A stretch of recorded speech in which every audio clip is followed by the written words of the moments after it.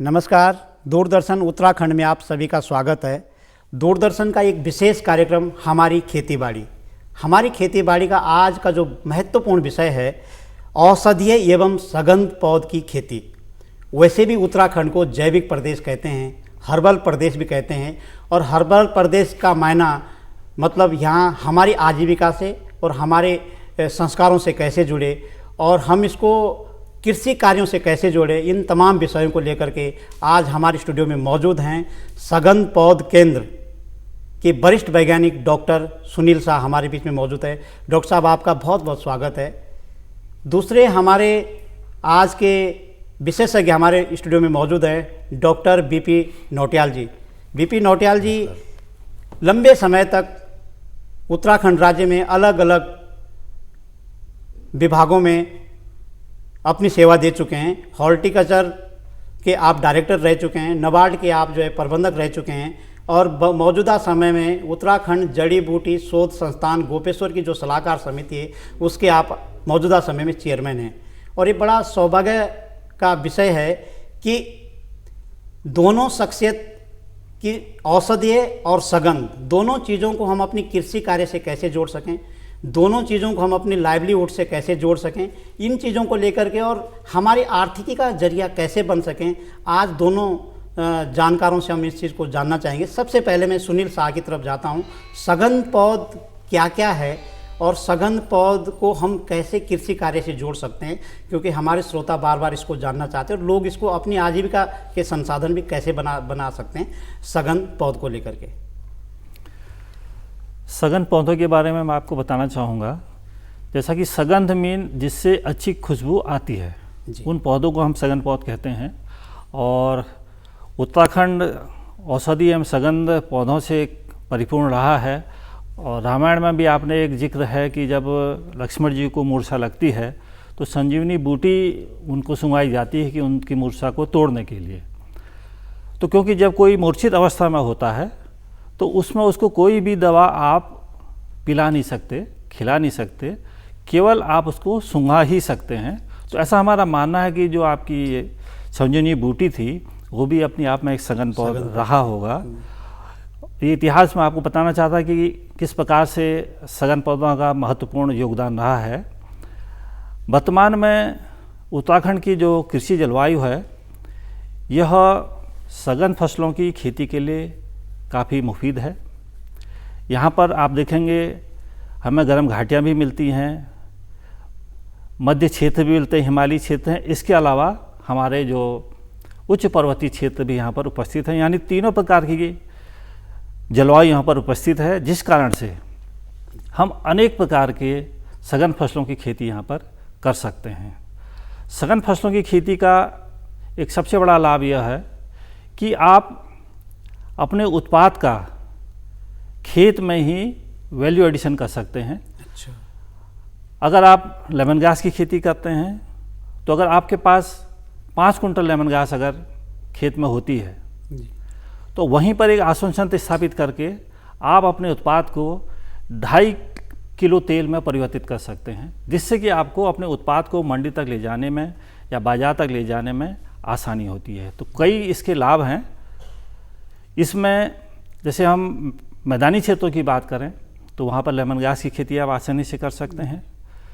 मध्य क्षेत्र की बात करें तो यहाँ पर तेजपात है, कैमोमाइल है, इस प्रकार की फसलें यहाँ पर आसानी से हो सकती हैं। ऊंचाई वाले अगर हम क्षेत्रों की बात करते हैं तो वहाँ पर डैमस गुलाब की खेती आसानी से यहाँ पर हम कर सकते हैं। सघन फसलों का एक लाभ यह भी है कि जो आज की मुख्य समस्या हमारी है कि वन्य जीवों से हमारी फसल को नुकसान हो रहा है, बंदरों से, शोरों से, उनके आतंक से लोगों ने पारंपरिक फसलों को छोड़ा हुआ है। ऐसी जगहों पर अगर आप सघन फसलों की खेती करते हैं तो उनसे, इन जंगली जानवरों से इन फसलों को किसी प्रकार नुकसान नहीं होता है, आप इसकी खेती कर आर्थिक लाभ प्राप्त कर सकते हैं। हमारे बीच में मौजूद हैं डॉक्टर बीपी नौटियाल जी। मैं जानना चाहता हूं कि ये औषधीय पौधे कृषि कार्य से कैसे जुड़े और क्या क्या है ये पौधे, और कैसे हम इनको अपनी आजीविका का साधन बना सकते हैं, कैसे इसको आर्थिकी से जोड़ सकते हैं और किस तरह से इसकी खेती कर सकते हैं। सरकार की तरफ से हमें भी क्या और हमारे काश्तकारों को क्या मदद मिल सकती है? वैसे तो औषधीय पौधे जितनी भी वनस्पतियाँ हैं जी, पूरी दुनिया में, हमारे देश में और हमारे प्रदेश में सभी औषधीय हैं, यानी कि उनके अंदर सभी औषधीय गुण हैं। और औषधीय गुणों के ही कारण या तो वो खाद्यान्न फसलें हैं, या दलहनें हैं, या हमारी मसाला फसलें हैं, अच्छा, जिनको कि हम बहुतायत पे अपने, या हमारी सब्जी फसलें हैं, तो उनमें क्योंकि औषधीय गुण हैं, पोषक तत्व हैं, इसलिए सभी, मेरा तो मानना यह है कि सभी औषधीय पौधे हैं। पूरी दुनिया में हमारी जो वनस्पति प्रजातियां हैं वो लगभग 48,000 हैं। और उनमें जो औषधीय गुण, औषधि के तौर पे जिनकी पहचान की गई है वो लगभग 18,000 है। अच्छा। परंतु जो हमारे व्यापार में है इस समय पूरी दुनिया में, वो मात्र 8,000 है। और उसके अलावा भी जिनका हम कृषिकरण कर रहे हैं, जिनकी व्यापक कृषिकरण हो रहा है, वो लगभग 100 ही ऐसे औषधि और सगंध पौधे हैं। तो हमारा पूरा पहुंच नहीं, हाँ, तो परंतु हम जो जिनका हम कृषिकरण कर रहे हैं, जिनकी हमें जानकारी हो चुकी है, हमारे वैज्ञानिकों ने जिनका जानकारी प्राप्त कर ली है कि इनका कृषिकरण कैसे हो, क्योंकि एक बहुत महत्वपूर्ण औषधीय पौधों का बहुत महत्वपूर्ण व्यापार है, अरबों खरबों का व्यापार है। हर्बल प्रोडक्ट्स आप जानते होंगे। तो मेरा कहना यह है कि दूब घास से लेकर के, अच्छा, दूब घास तो सभी जानते हैं कि दूब घास से लेकर के, चाहे वो बरगद का पेड़ हो, चाहे देवदार का पेड़ हो, उनमें सभी औषधीय गुण हैं और सभी औषधि के रूप में बिकते हैं। दूब अपने आप में उसके पंचांग, सारी की सारी चीज़ों का आयुर्वेद में उसमें उपयोग होता है। इसी तरह मैंने बरगद का आपको एग्जाम्पल दिया, उसकी छाल हो, पत्ते हो, जड़ की छाल हो, उसका भी अपना औषधीय महत्व है। और ऐसे ही चाहे देवदार का तेल हो या उसका बुरादा हो, तो उससे जो तेल निकलता है उसके भी अपने औषधीय गुण हैं। अब उनको किसानों से कैसे जोड़ा जाए, ये महत्वपूर्ण विषय है, ये महत्वपूर्ण सवाल है। तो हमारे संविधान में भी लिखा है स्वास्थ्य के प्रति, किसी अनुच्छेद 34 में लिखा है कि सबको स्वास्थ्य का अधिकार है। और हमारी जो सस्ती से सस्ती दवाइयाँ, जो हमारी पारंपरिक औषधि हैं, 80% जनता हमारे देश की इन्हीं पादपों पे, इन्हीं औषधीय पौधों पे ही निर्भर है। इन्हीं औषधीय पौधों के गुणों के कारण इनसे जो औषधियाँ बनती हैं उन पे निर्भर है। तो ये हमारा सबसे सस्ता स्रोत है। और जैसा कि डॉक्टर साहा ने अभी बताया कि सभी ये आवश्यक नहीं है कि सारे के सारे औषधीय पौधे सगंध हों, परंतु सभी सगंध पौधे औषधीय हैं, इतना तो निश्चित है। अच्छा, सभी सगंध पौधे औषधीय है, ये निश्चित है, परंतु सभी औषधीय पौधे सगंध नहीं हो सकते, सगंध नहीं हो सकते हैं।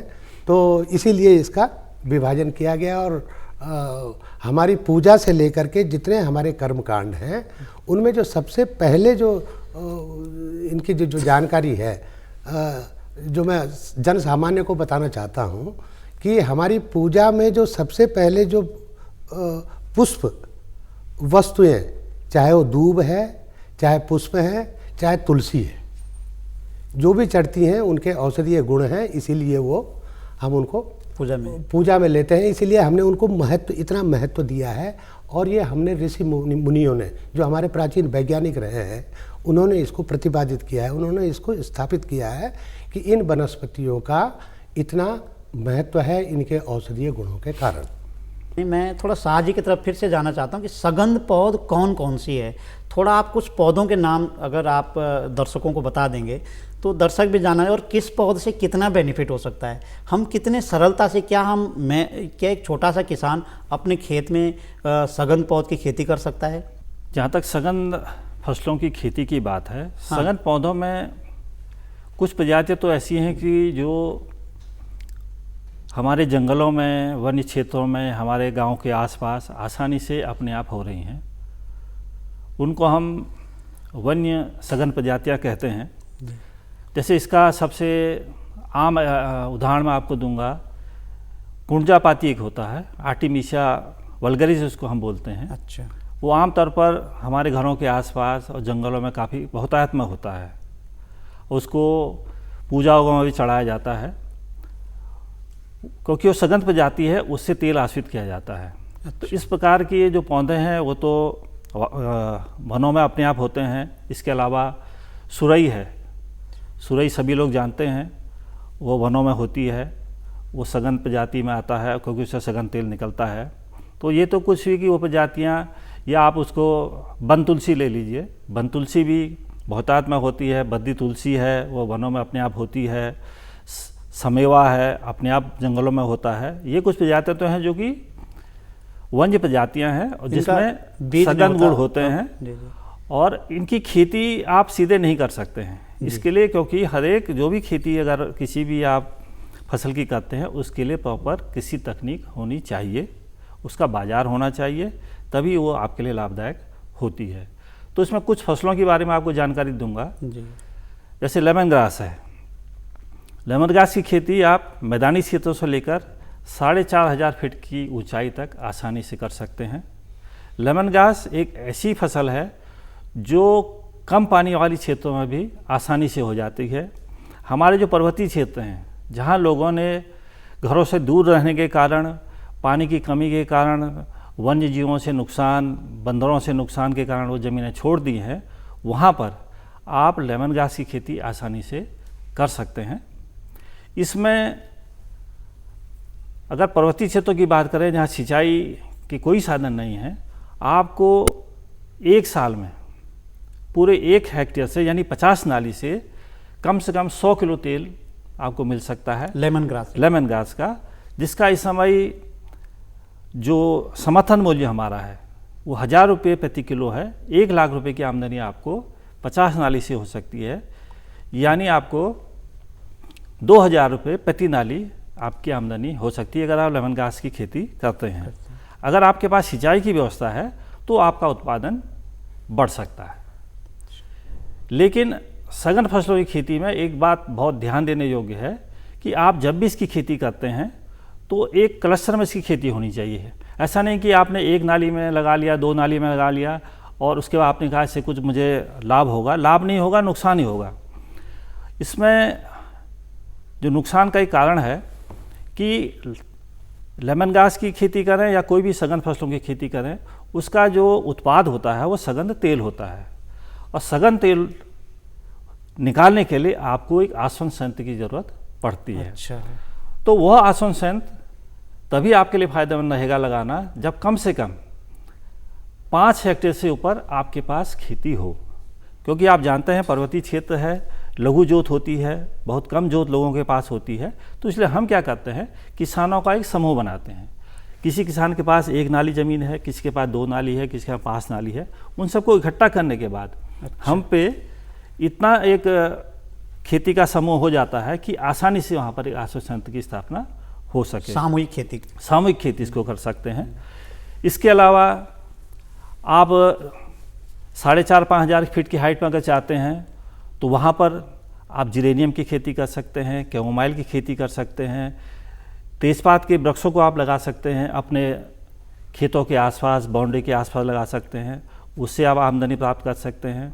और अगर आप ऊंचाई वाले क्षेत्रों में हैं और थोड़ा बहुत पानी अगर आपके पास में है तो डेमस गुलाब होता है एक, इसको वल्गेरियम रोज भी कहते हैं। अच्छा। आप उसकी खेती कर सकते हैं और इससे आसानी से इसके फूलों से आप गुलाब जल या इसका तेल बनाकर इसको मार्केट में आसानी से बेच भी सकते हैं। मैं फिर दोबारा से नौटियाल जी की तरफ जाता हूँ। हॉर्टिकल्चर औषधीय पौधों को लेकर के काश्तकारों के साथ किस तरह का काम करता है और कैसे उनको बेनिफिट मिलता है, और जो औषधीय पौधे हैं जहाँ पानी नहीं है, बेसिकली पहाड़ में, मैदानों में तो कुछ जगह पानी की सुविधा हो ही जाती है, लेकिन पहाड़ में पानी की बड़ी समस्या रहती है।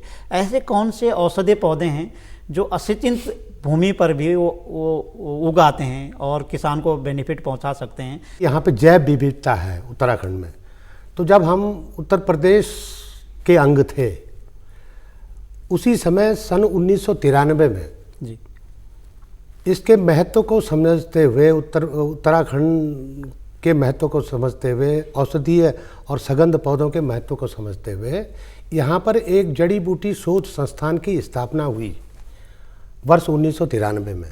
अच्छा। और गोपेश्वर चमोली में।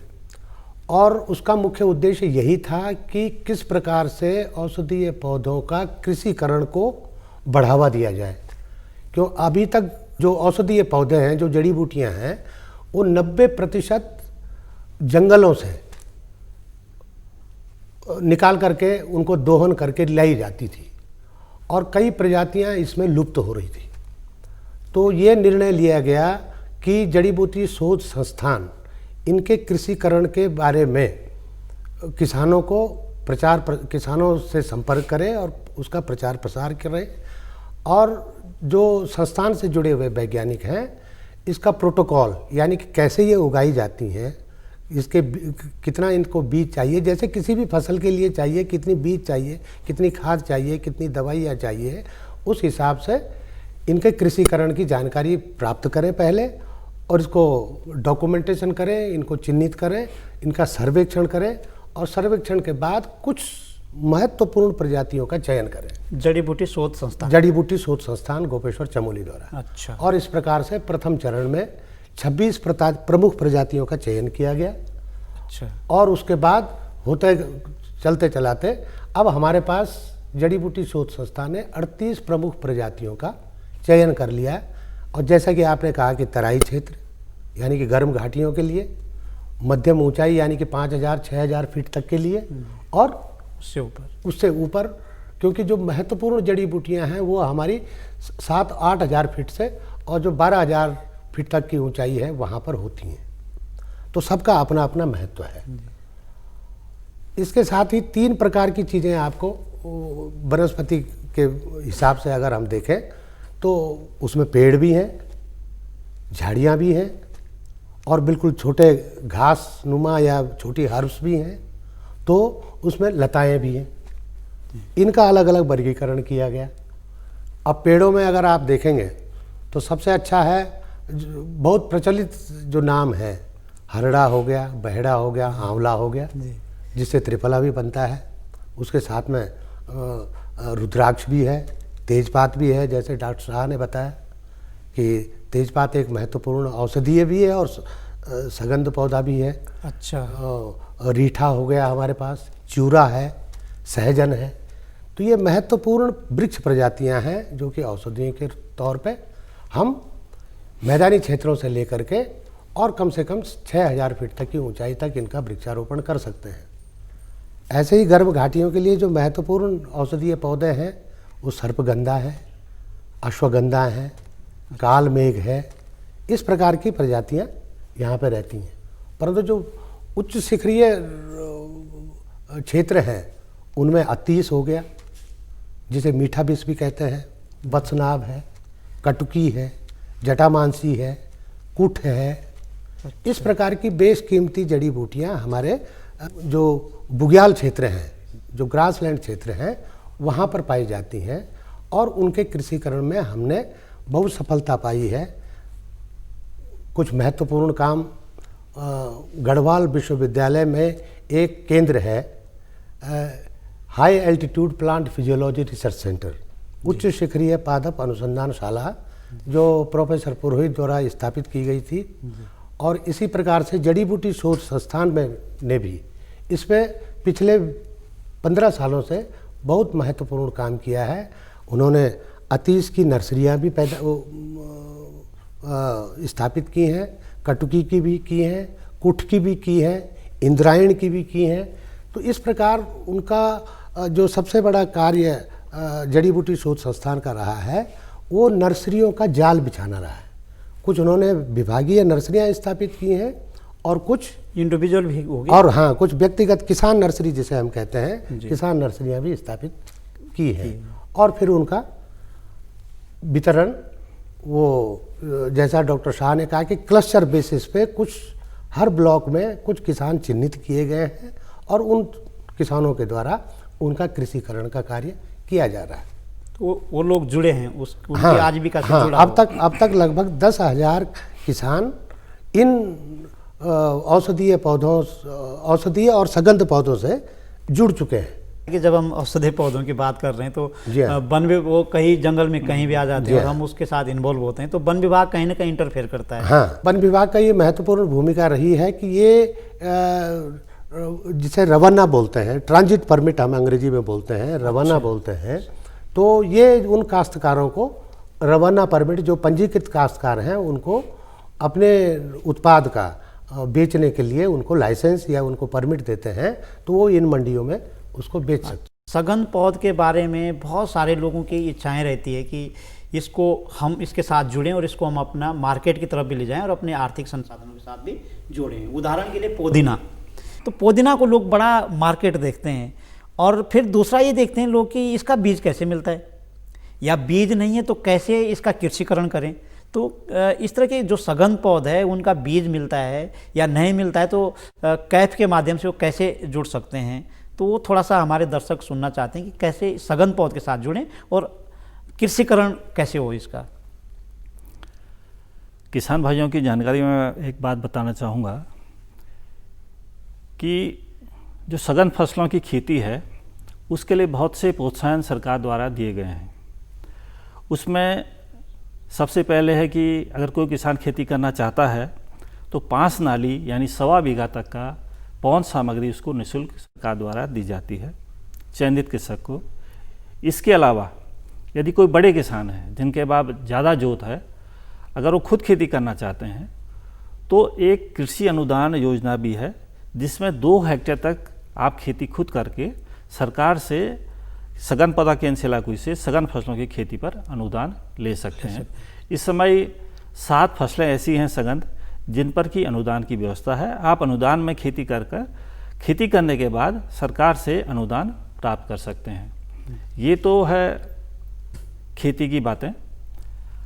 अब जैसा कि आपने कहा कि इसके लिए जो पौध सामग्री है वो कैसे प्राप्त होगी, आपने पुदीना की बात करी। मैं आपको एक जानकारी देना चाहता हूँ कि पुदीना की कई वैरायटीज़ होती हैं। अच्छा, तो आपने पुदीन हरा की बात की। जी जी। तो पुदीन हरा भी पुदीना की एक वैरायटी है, उसको स्पीयरमिंट हम बोलते हैं। उससे जो तेल निकलता है वो पुदीन हरा में इस्तेमाल होता है। अच्छा। और जो पुदीना है इसको जापानी मिंट के नाम से भी जाना जाता है और इसकी हमारे उधम सिंह नगर में बड़े पैमाने पर खेती होती है। कम से कम इस समय 6,000 हेक्टेयर में इसकी खेती उधम सिंह नगर में होती है। अच्छा। हमने इसका प्रयास किया कि अपने जो हरिद्वार और देहरादून जनपद हैं उनके किसान भी इसकी खेती की ओर आगे आएँ और हमारा प्रयास सफल भी रहा है, क्योंकि माननीय प्रधानमंत्री जी की एक योजना रही है किसानों की आय किस प्रकार से दुगना करें। तो उसमें इस जापानी मिंट का भी बहुत बड़ा रोल है। आप अगर इसको गेहूं के साथ जापानी मिंट की मिश्रित खेती करते हैं, अच्छा, तो उसी क्षेत्रफल में आपको दुगनी आय हो सकती है। मतलब गेहूं काटने के बाद जो 2 महीने बचेंगे उसमें आप मिंट से फसल लेकर उतनी ही इनकम और प्राप्त कर सकते हैं। तो हमारा प्रयास ही रहा है और सफल भी रहा है। पौध सामग्री जहाँ तक बात है, इसमें मैंने आपको बताया 5 नाली तक पौध सामग्री हम निःशुल्क देते हैं। लेमन ग्रास की अगर बात करें तो इसकी जो रुपाई होती है वो स्लिप से होती है। इसके पौधे को हम स्लिप बोलते हैं। और अगर आप 1 हेक्टेयर में 50 नाली में अगर पौध लगाना चाहते हैं तो 50,000 पौध की ज़रूरत होती है, स्लिप की ज़रूरत होती है, वो उस पर लगती है। अगर आप जापानी मिंट की बात करें तो उसकी जो खेती होती है वो शक्कर से होती है और या उसकी पौध से होती है। जैसे सेमल है और उसको साइलेंट डॉक्टर कहते हैं, लेकिन सेमल को क्या दोबारा से यहाँ पर क्योंकि कम हो रहा है तो दोबारा से कैसे वो लोगों के साथ जुड़े, क्योंकि वो मध्यम नीचे भी नहीं, ऊपर बहुत हाइट पे भी नहीं, जगह वो होता है। तो सेमल हो गया और जैसे जामुन हो गया, दोनों बड़े पौधे हैं। जी हाँ, तो इस तरह तो, का हाँ, दोनों औषधीय भी हैं और बहुउद्देश्य भी हैं। सेमल के पौधे से, सेमल के पेड़ से, यद्यपि यह दीर्घजीवी है मतलब इसका जो हमें उत्पादन है लाभ काफ़ी लंबे समय बाद मिलेगा, यानी कि 5 साल बाद मिलना शुरू हो जाएगा। इसी तरह से जामुन से भी, परंतु जैसे मैंने बताया कि बहुउद्देशीय है सेमल, आपने सेमल की तरफ ध्यान दिलवाया, तो सेमल अपने आप में एक प्रकाष्ठ भी है जिससे प्लाईवुड और माचिस भी बनता है। सेमल के जो फल हैं और जो कलियां हैं उनसे दवाइयाँ भी बनती हैं, उनसे सब्जी भी बनती है, उनसे अचार भी बनता है, उनसे कई प्रकार के खाद्य पदार्थ बनते हैं, नंबर 1। और जो सेमल का घोगा जिसे हम बोलते हैं कपास, उस सेमल की कपास अपने आप में सबसे अधिक और सबसे महंगी कपासों में से एक माना जाता है।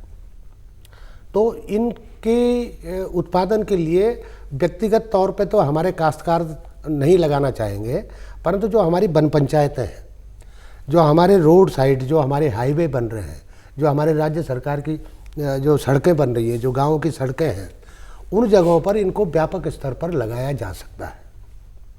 इसी तरह से आपने जामुन की बात कही है।